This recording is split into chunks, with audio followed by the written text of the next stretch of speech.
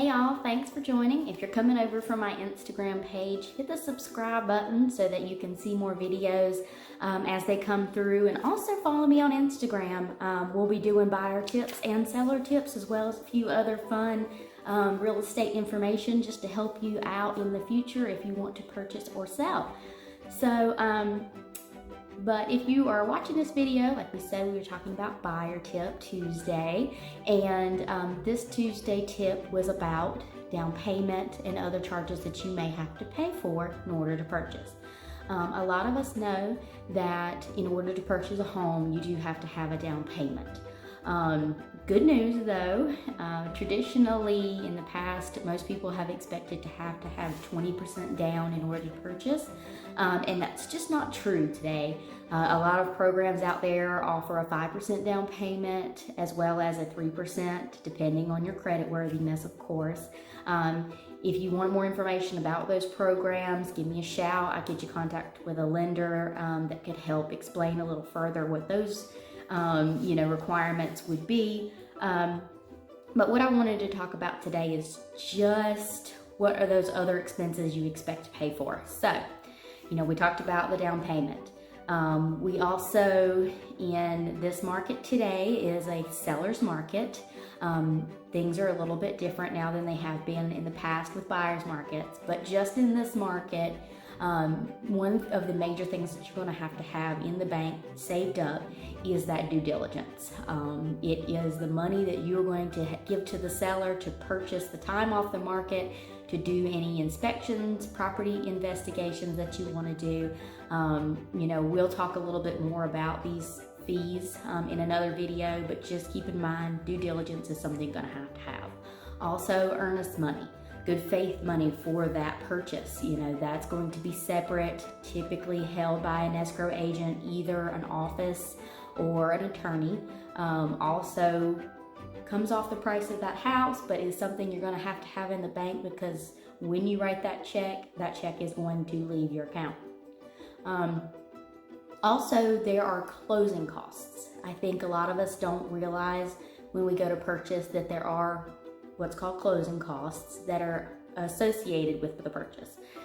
So closing costs typically are from your lender. You'll have a loan origination fee, any other type of fees that they assess for loans, as well as an appraisal. An appraisal is one of those fees that you do have to pay out of pocket at the time of the appraisal, so you definitely have to make sure you have that cash in your account. Appraisals change, they are different per lender, per appraiser, but you're looking at around that $400 to $500 range. Could be more, could be less, but it is something that you're going to have available in your account at the time of the appraisal being ordered. Another thing is going to be attorney fees. An attorney charges, in the state of North Carolina, attorneys are responsible for doing all real estate closings, and an attorney charges a fee for their services.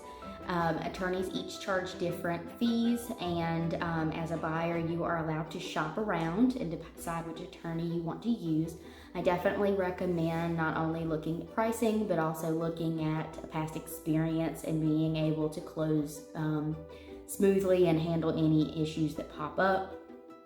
But each attorney is a little bit different. I do know some attorneys will include what they call a title search. We could talk a little bit more about what title searches are in another video if you'd like, but essentially it's something that the attorney has to do in order to make sure that the paperwork is in place and is correct in order to pass that deed to you, the purchaser, at closing. So some of them will include that in their pricing, some of them don't. I do know that in most cases, something that is not included in the attorney's original fee is title insurance. Title insurance is an insurance you have to have that covers anything that has not been done correctly, or if something pops up in the future, that title insurance covers the attorney, covers you, make sure that we can get those items corrected and doesn't charge anything for anybody. It is property specific, so you kind of have to just talk to the attorney and find out what exactly their typical title search or title insurance charges are. and just make sure that you have a little bit extra in the account for that. Another thing that you definitely have for closing costs is inspections. That is the whole point of your due diligence period, is to do an inspection on your property. So there are lots of different options for inspections. There are home inspections, there are pest inspections, there are well inspections, there are septic inspections, there's water quality inspections, there are radon inspections. There's a list. Pool, you can have your heating and air inspected.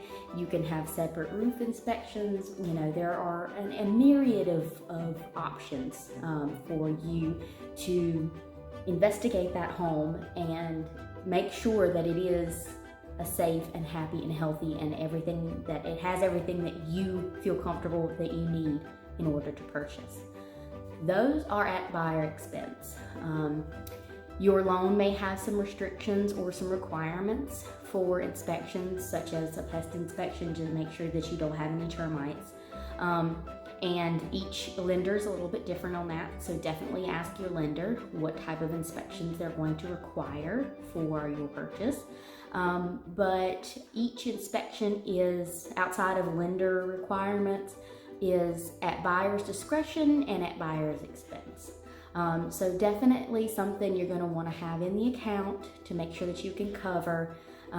Those can range at anywhere between, you know, $300 to a couple $1,000, depending on how involved you feel you need to become in order to make that home really feel safe and secure for you. So just wanted to kind of roll those things around. Like I said, closing costs, inspections, attorney fees, those are typically things that people don't necessarily have in mind when they think about how much they need to save for.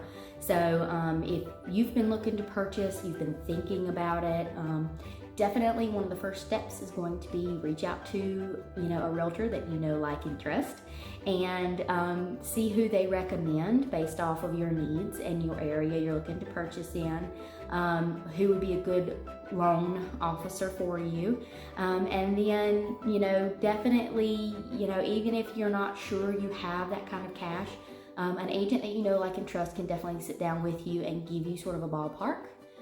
Your lender definitely should be able to estimate those costs for you as well. And if you don't have an agent that you know, like, or trust, give me a shout. I'd be happy to help you out with those. And so that's all I have for you for today's Tuesday buyer tip.